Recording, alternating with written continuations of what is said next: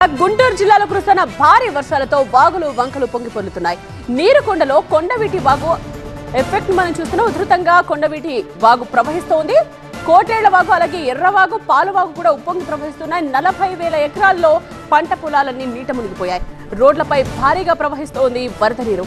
మంగళగిరి గుంటూరు నుంచి రాజధానికి రాకపోకలకు అంతరాయం కలుగుతోంది. కొండవీటి వాగుకు వరద ప్రవాహం కృష్ణానదిలోకి ఎత్తిపోస్తున్నారు.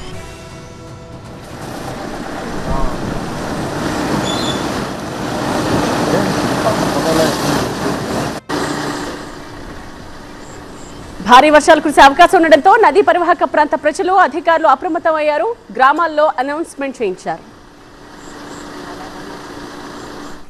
మండలం మరియు పరిసర ప్రాంత ప్రజలకు పోలీసు వారి విజ్ఞప్తి. భారీ వర్షాల కారణంగా కృష్ణా నదిలో వరద ఉధృత బాగా పెరిగింది. అందువలన ప్రజలు ఎవరు కూడా చేపలు పట్టడానికి నదిలోకి వెళ్లరాదు. అలాగే నదిని దాటి వెళ్లే ప్రయత్నం చేయరాదు.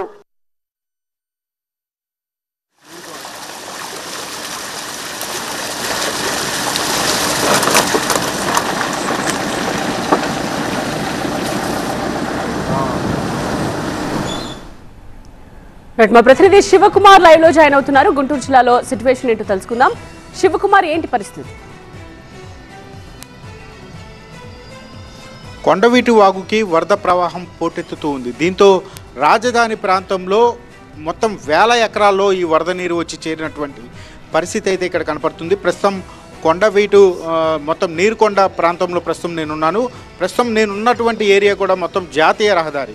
ఇటు గుంటూరు నుంచి ఇటు మంగళగిరి నుంచి అమరావతి ప్రాంతంలోకి వెళ్ళేటువంటి ఈ రహదారి అయితే 1000 ఎకరాల్లో ఈ యొక్క వరద నీరు వచ్చి చేరటంతో రోడ్లు మొత్తం కూడా జలమయమైపోయాయి. మరోవైపు చుట్టుపక్కల ఉన్నటువంటి పంట పొలాలు మొత్తం 1000 ఎకరాలు అయితే ఈ వరద నీటిలో చిక్కుకున్నటువంటి పరిస్థితి ప్రస్తుతం మనం విజువల్స్లో కూడా చూడొచ్చు.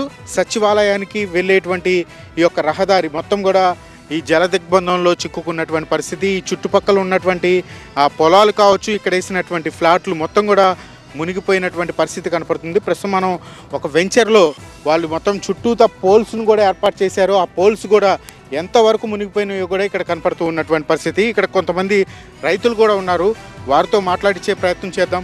అసలు ఏంటి సార్, ఎంత వరద రావడానికి కారణం ఏంటి, అసలు ఎలా ఉంది ఇక్కడ ఉన్నటువంటి పరిస్థితి? నా పేరు సరుకుల సంవత్సరాలు అండి. పెద్దపురం గ్రామము. నేను 70 ఎకరాలు పత్తి వేసాను. 25 లక్షల రూపాయల దాకా పెట్టాను. రోడ్డుకి పక్కేమో ఒక 700-800 ఎకరం మునిగిపోయిందండి. శాంతం పోయింది. అక్కడ అదరి 202, 203, 204, 205, 206, 207, 213, 14 దాకా మొత్తం నేను వేసాను. అది మొత్తం ఎల్లవకి కొట్టకపోయింది. ఇది సెంట్రల్ గవర్నమెంట్ నరేంద్ర మోడీ గారికి, చంద్రబాబు గారు మామూలుగా ఇంతలా ఫ్లడ్ రావడానికి అసలు కారణం ఏంటి? ఏమైనా గండ్లు పడ్డాయా? అసలు ఏంటి ఇక్కడ ఉన్నటువంటి పరిస్థితి? గళ్ళు కూడా పడ్డాయి. అటు రాజధాని గల్లి ఇంతవరకు నీళ్ళు పోయాయి. ఈ కట్టలేసి మెరకల దూరే వరకు మొత్తం ఇటు పడ్డాయి పొలం మీద. ఇటేమో కిందకి పోవడానికి వాగులో తూటాకు అల్లుకొని నీళ్ళు బాగా కావట్లేదు. నిన్న 2 మోటార్లు కూడా వదిలేరు గవర్నమెంట్ వాళ్ళు, అధికారులు విజయవాడ దగ్గర. నీళ్లు లాగుతున్నాయి. కాకపోతే పత్తి నట్టం మీద మటుకి గవర్నమెంట్ స్పందించి ఎకరానికి వచ్చేవరకు 20,000 రూపాయలు రైతులకు ఇవ్వాలని నేను కోరుతున్నాను. అలాగే నరేంద్ర మోడీ, అలాగే పవన్ కళ్యాణ్, చంద్రబాబు, నారా లోకేష్ గారికి అందరికీ తెలియపరుస్తున్నాను.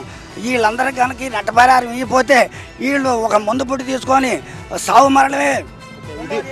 ప్రస్తుతం మనం చూస్తున్నాం, రైతులు కూడా కొంత ఆవేదన వ్యక్తం చేస్తూ ఉన్నారు. గతంలో ఎన్నడూ లేని విధంగా ఈ వరద అనేది పోటెత్తింది ఒక్కసారిగా. దీంతో రైతులు అందరూ కూడా చాలా నష్టపోయామని చెప్పని ఇక్కడ ఉన్నటువంటి రైతులు చెప్తూ ఉన్నటువంటి పరిస్థితి. ప్రధానంగా అయితే ఇక్కడికి ఉన్నటువంటి వాగులకు వరద ప్రవాహం పోటెత్తడం, ఆ వాగులకు గండ్లు పడిన నేపథ్యంలో ఈ యొక్క పొలాల్లోకి వరద ప్రవాహం అనేది భారీగా వచ్చిందని చెప్పని ఇక్కడ ఉన్నటువంటి స్థానికులు చెప్తూ ఉన్నటువంటి పరిస్థితి. ప్రస్తుతం ఇక్కడ వాగుల నుంచి వచ్చేటువంటి వరద ప్రవాహాన్ని మొత్తం కూడా కృష్ణా నది వద్ద అయితే ఎత్తిపోతల పథకం ద్వారా అయితే మోటార్లు ఆన్ చేసి ఈ యొక్క వరద నీటిని అయితే కృష్ణా నదిలో మళ్లిస్తూ ఉన్నారు అధికారులు. లోతట్టు ప్రాంతాల్లో ఉండేటువంటి ప్రజలు కూడా ప్రధానంగా అప్రమత్తంగా ఉండాలి. ఈ వర్షాలు ఇవాళ రేపు కూడా కురిసే అవకాశాలు ఉన్నట్లుగా వాతావరణ శాఖ అధికారులు కూడా చెప్తూ ఉన్నటువంటి పరిస్థితి.